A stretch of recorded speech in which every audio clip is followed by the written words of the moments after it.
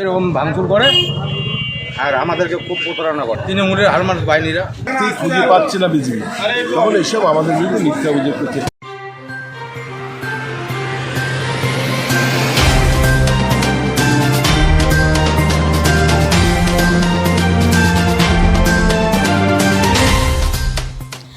দিনহাটা ২ নম্বর ব্লকের নজিরহাট গ্রাম পঞ্চায়েতের ত্রিমোহিনী এলাকায় বিজেপি প্রার্থীদের গাড়িতে ভাঙচুর।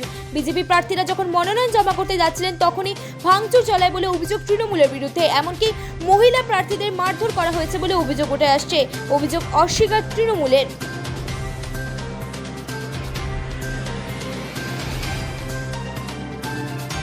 এরকম ভাঙচুর করে আর আমাদেরকে খুব প্রতারণা করে। মারধর করেছে বিপক্ষদারে।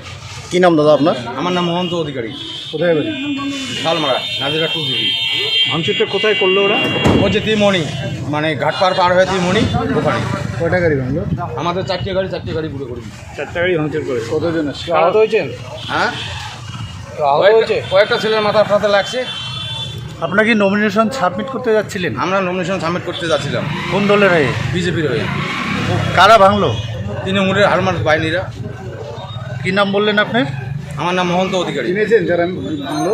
আমি তো সবাইকে চিনি, আমি যুক্ত ছিলাম 10 বছর থেকে তৃণমূলে। এদের অত্যাচারে আমাকে দলটা বদল করতে হলো। আপনার ফোন নাম্বারটা বলুন।